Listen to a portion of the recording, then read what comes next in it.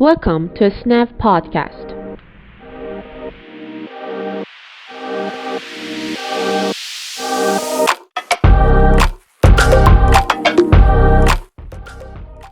Hello everyone, this is Nazanin and you're listening to this special episode of the SNEV Podcast.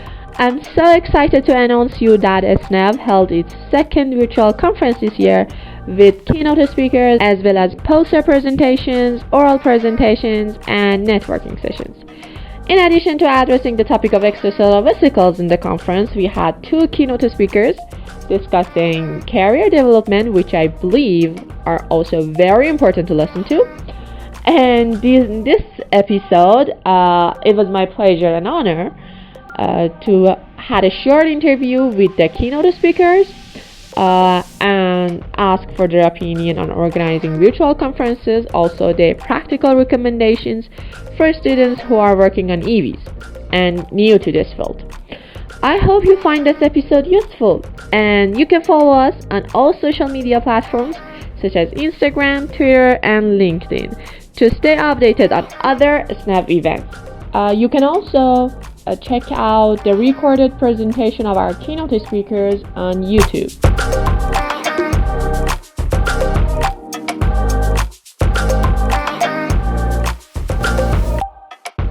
Hi, my name is Sara Cox-Vazequez, and I am currently the CEO and co-founder of Aquarella Private Limited, a company based in Singapore commercializing dyes for life science applications. Can you talk briefly about the topic of your speech at the SNEV virtual conference?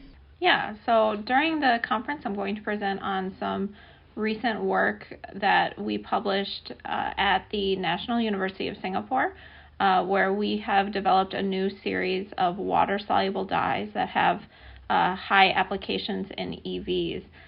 So this is the work, the scientific work that eventually is now being commercialized, by Aquarella Private Limited. Did you participate in our virtual conference last year as well? No, this is my first time. You didn't know anything about the SNEV before? So I knew about SNEV from Natalie.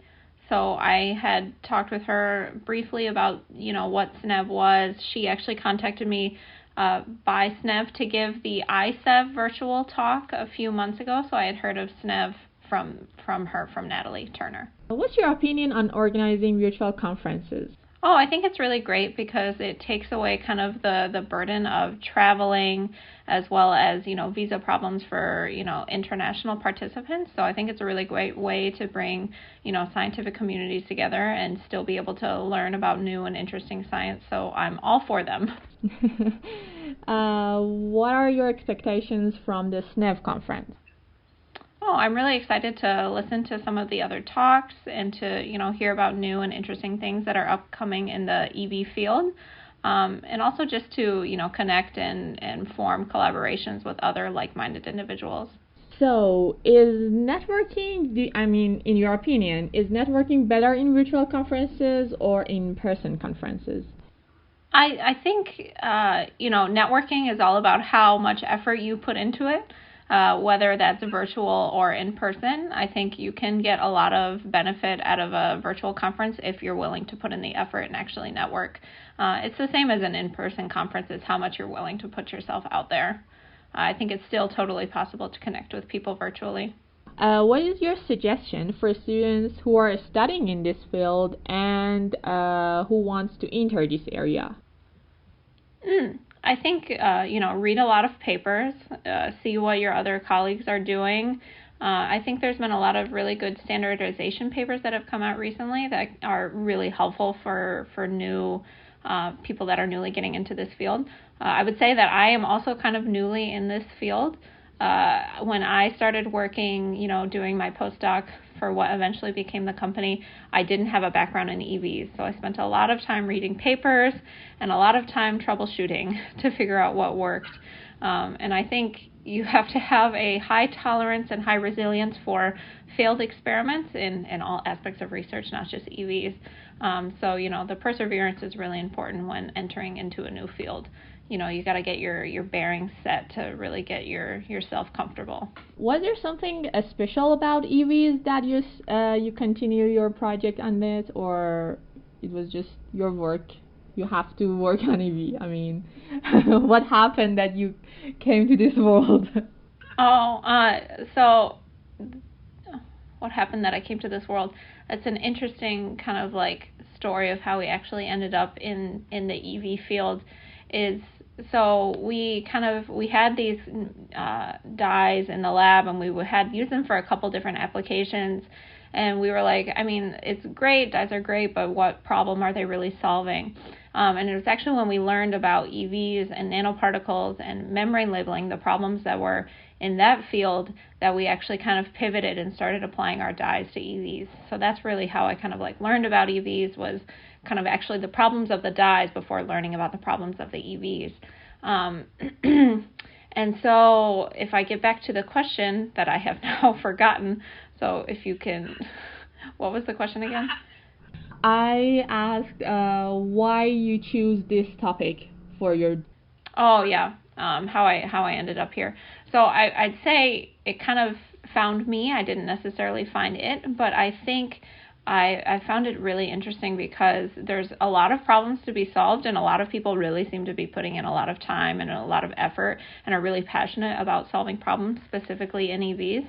And I think they're going to be quite relevant in the future as people become more sensitive to these synthetically produced LNPs, that I think EVs are really going to have like a high impact as like a high biocompatible drug delivery system, as well as the high value that they bring for liquid biopsies. I think it's going to be quite an interesting next few years of development in the EV field. What recommendations do you have for SNEV to better engage and bring together researchers in this field? I think you guys are doing a really nice job promoting yourselves on LinkedIn and other social media. I think you're doing a pretty good job. I don't know of many other like student-run kind of cohorts, and I think you guys are doing great. Yeah, thank you. Where do you see the EV field in 10 years? Well, I hope to see the EV field being used as kind of these drug delivery characters, as well as really actually developing diagnostics based on EVs. I think that will be amazing, but I think there's still a lot of research that's happening, so it's really kind of hard to predict where it's going to go. There could be some new unidentified applications that we really just haven't seen yet. Thank you again for accepting the request to record the podcast. I am excited to hear your presentation at the conference. Yeah, thanks so much for inviting me to be a speaker and for giving me the opportunity to talk on this podcast as well. I really appreciate all the effort that the whole SNEV EV team is putting together, and I'm really excited for the conference.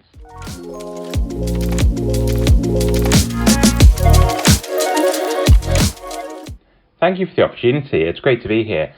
My name is Mike Rimmer, and I'm a very new clinical lecturer at the University of Edinburgh, which is in Scotland in the UK. And I was really excited to be able to speak about how chemotherapy can change the phenotype of extracellular vesicles in the prepubertal testes. And what I feel is quite important is that they now have developed a pro-apoptotic phenotype, which we think has really important implications for pediatric oncofertility in children with cancer. Yeah, okay.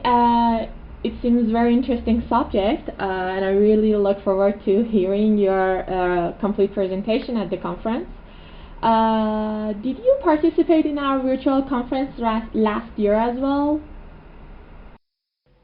Yes, I was able to pop in briefly. I'd just gone back to clinical training then, which is always a bit tricky because it's very nice as a clinician that when you get to do your research or your PhD, you get to really focus on it. But when you go back to clinical work, sadly, you seem to be pulled between two places. But I was able to follow along quite a bit of it, and I'm really excited to be at this year's conference too. Okay. What's your opinion on organizing virtual conferences? I think it's a huge amount of work that I never think gets as much credit as it deserves. So well done to you and all the other organisers. I think they're great. There's always it's always fun to meet in person and to chat to people at the sessions, and everyone likes a poster session and free coffee. But I think the online ones are great at making it more accessible, if you don't necessarily have funding to get somewhere. So apart from maybe some people having to get up very early or stay up very late, I think they're great. Okay, then is networking better in virtual conferences or conferences in person? That's an interesting one. I think we all had to switch to online whether we liked it or not, given what's happened over the past few years. But I think you can work effectively in both. I definitely find on the virtual conferences, if you've got dedicated rooms and breakout sessions, that really helps to facilitate discussions. But as I said before, there's nothing like an in-person meeting, although an online conference shouldn't stop you getting just as much fun out of it. Okay, what is your suggestion for students who are new in this field and they want to enter in this area, extracellular vesicles? Great question. I'm trying to think. I first started doing this about 10 years ago, and my supervisor thought it must have been terrible, but I think persevere with the literature. If you're not used to reading about extracellular vesicles or multivesicular endosome or anything like that, it can seem a bit daunting. It certainly did to me when I started. ICEV have this great, I think it's a massive online open course for extracellular vesicles. They've just added a third chapter actually, and so I think that'd be a great way to start. And if I ever find myself supervising a master's student in the lab, it's the first thing I recommend to go and look. It's great to have people teach you the basics of extracellular vesicles and in a very systematic and structured way add on that depth and that layering of information. I also think once you've done that, it's worth reading the ICEV minimum information reporting guidance. I think again that's a really great document just that takes you what you need to know and what you need to report when you're planning robust experiments. What recommendations do you have for SNEV to better engage and bring together extracellular vesicles researchers? First of all, I think SNEV does a great job. It was certainly something that I was part of when I was a student, and I'm glad to be able to come back and be at this year's conference. I think it's just maintaining that active presence, whether it's at the in-person ICEV meetings, online through Twitter, TikTok, social media, whatever the next platform will be, we don't know yet.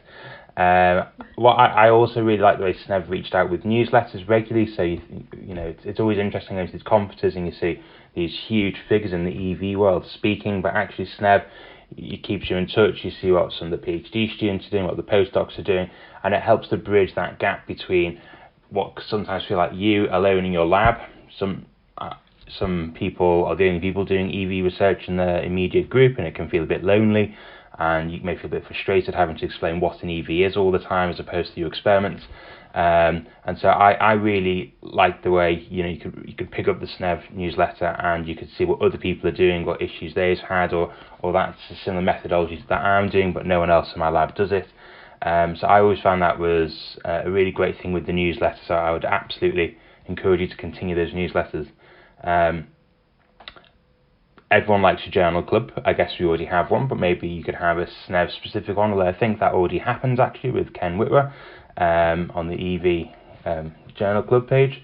Again, I thought that was really, really useful just to hear other students' perspectives, and it really lets maybe some of the more senior students get an opportunity to host the journal club, talk to the authors of the paper as well, again to broaden out those all-important skills as a junior researcher. But no, I think SNEV is great.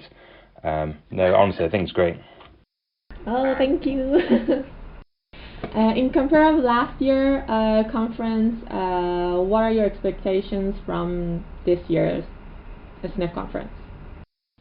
I tend to find these conferences get better and better. The more you go to, and the more you meet people and know people. So I'm really excited to hear about what other EV researchers are doing, what new techniques they've been exploring. I think is always really exciting. I know we often think of it as the principal investigator who's developing these new techniques. It's not, it's their students in the lab that are doing them. I think that's what's really exciting. You get to speak to the people on the bench and hear what their excitement is, their great results are, or their challenging situations, or what didn't work for them and how they overcame it. So I think it's going to be really interesting to see what's been happening the last 12 months and what we're planning to do in the future as well. I think a lot of us will have come away from ICEV as well, hearing new talks, techniques, methods, and seeing how we can incorporate that into the work we do as well. So it'd be interesting to hear some ongoing discussions from there. Okay, cracking. Thanks again, Mike. If you have anything to add, you can freely do it. Thank you so much again for the opportunity to speak at this year's SNEV. It's really exciting to be here, and I'm really looking forward to hearing some of the other great presentations today, and I hope everyone has a fantastic conference going into the summer. See you all soon.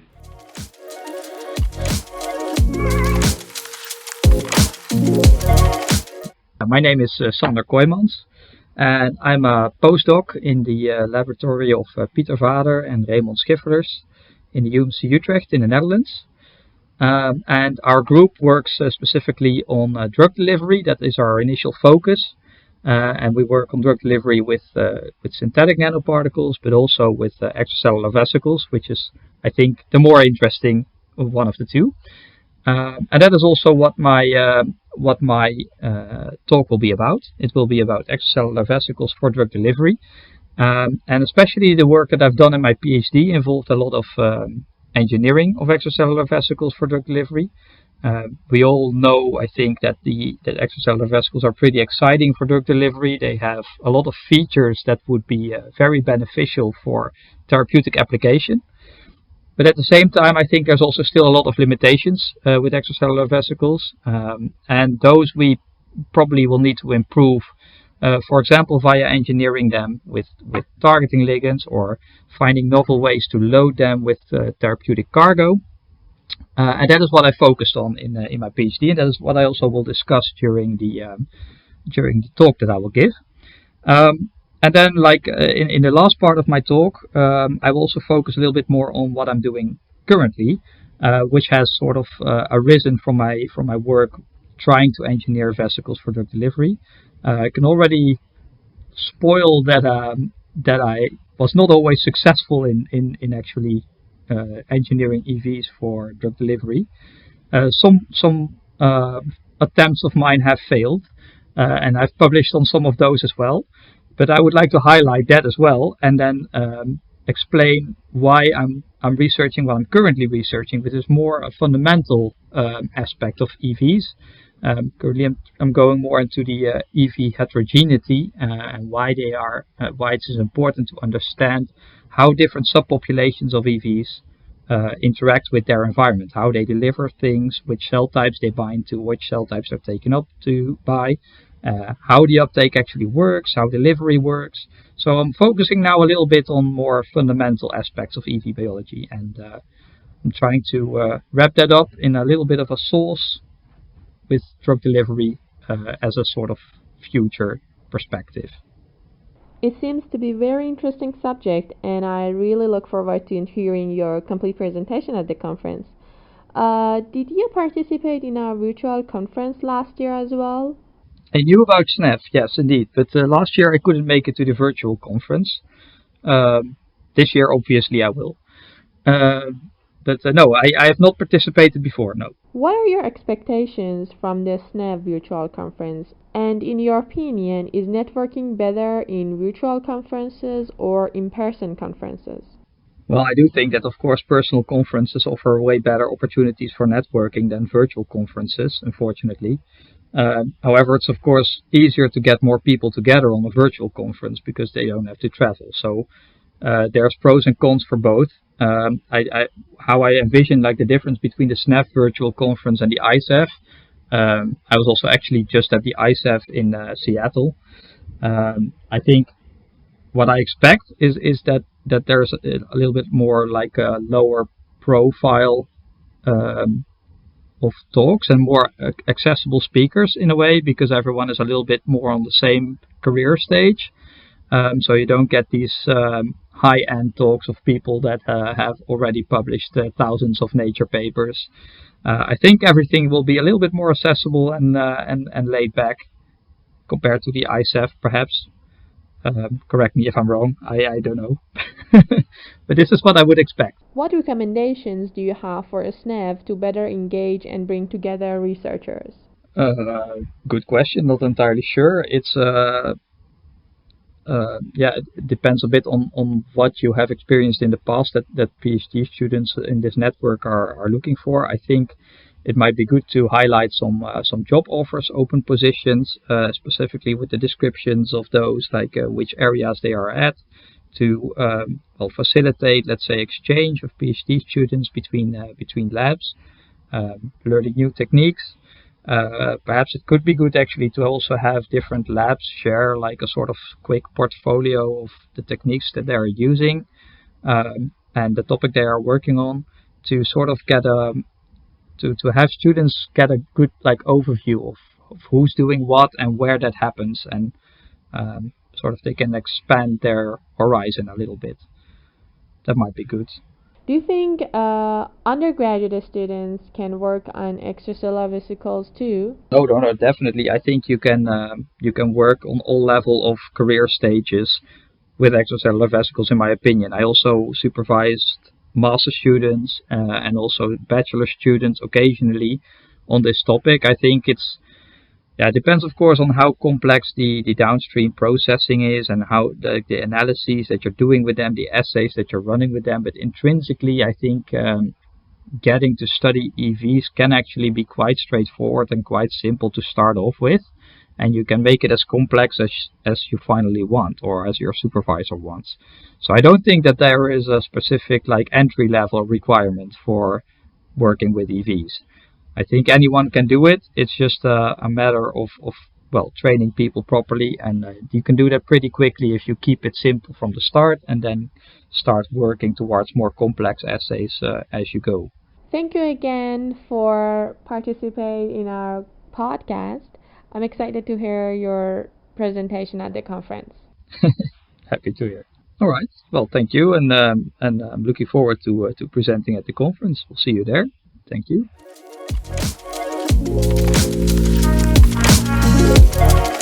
Hello everyone, it's my pleasure to be here with you today. My name is Catarina Seabra. I am a neuroscientist by training. I did my PhD in the US at Massachusetts General Hospital at the Center for Genomic Research.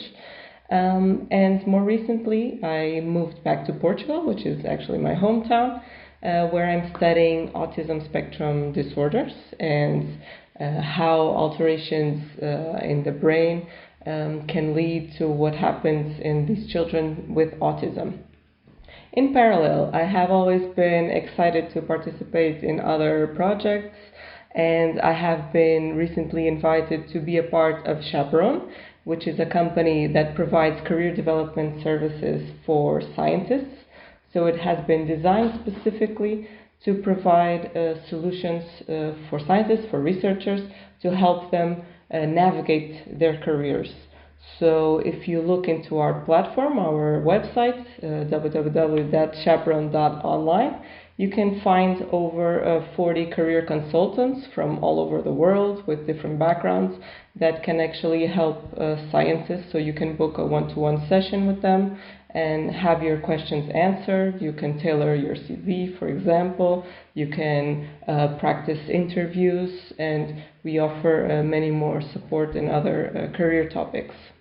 And then, as I like to have many more hats, so I have been also very active in professional associations. So when I was abroad in the US, I was part of PAPS, which is a Portuguese American Postgraduate Society. I'm also a member of the Portuguese Society for Neurosciences. And now since January, I have been hired as a program manager of the CAHAL Advanced Neuroscience Training Program. So as you can see, I've been here and there. Yes. So it's been really interesting to kind of, get to know a little bit about all these different worlds and how we can be a part of them all in our career path. So we don't have to, strictly decide to be one thing only and have that one label. But more and more, you see these people that are finding it more fulfilling even to have more than one job, more than one hat, so that we can find those different motivations in the different types of jobs and roles that we can do in different settings.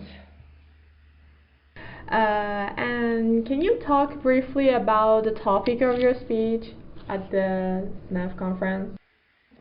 So during the SNEV talk on career development, so I will talk to you a little bit why careers in science maybe should not be a linear path, as it was before a more traditional approach. So we would think of a scientific path as kind of a ladder where you're climbing different steps. And nowadays you see that that's not really the norm. So you can explore different options while you are building your own career path. And your career path doesn't have to be the same as your colleague, as your PI, as the people around you. So on that day, I will talk a little bit about this, so how we can build effectively our career paths, being it in academia, in industry, science communication, outreach, which is also something that I love. And I will talk to you about some of the different trends that we have been seeing over the years in career development. So how career development and career development support has been changing over the years, and give the students some tips and tricks that they can take into their own lives and put them in practice to make sure they are owning up to their careers, and they're the ones in charge of steering to where they actually want to go. What attracts you to the area you're working now? So yeah, I would have to ask which one. Okay. So so talking about what attracts me the most in what I'm doing, I think it's mainly to be able to give back to society. So I had all this training as a scientist, as a teacher even, and I think for me it's very grateful and rewarding to be able to work in an environment where I'm able to give back, so to create opportunities for students. So I'm doing that through Chaperone, where we create training for students, for researchers, with other career consultants. I'm also doing that in Cajal, where Cajal represents one of the most advanced neuroscience schools in Europe, so with very high quality training. So again, I feel like I'm contributing to help disseminate those courses and give access to them for students all over the world. So I feel like my mission at this moment, where I have done my PhD, I've done my postdoc, I have created science of my own projects. Now I'm at the point where I'd like to contribute to science communication, science education. So that's really fulfilling for me right now. What's your opinion on organizing virtual conferences? Okay, so I do have some experience organizing some virtual events.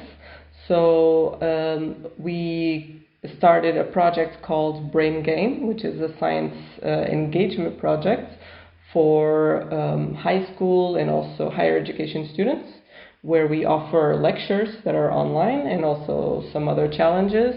And we have started to do this during the pandemic, where online events were really popular. And the first time that we organized the events, we had so many people that registered, over 800 people. This is only in Portugal, so that's a very high number. And we're seeing that after that period, people are kind of getting a little bit tired of online events. We start seeing less and less registrations. However, we do see that the people who register are really interested and motivated, so they stay until the end of the events, and they still are really grateful to be able to have access to this, because we offer these in an open access format, so students even despite their different possibilities, they can attend these events.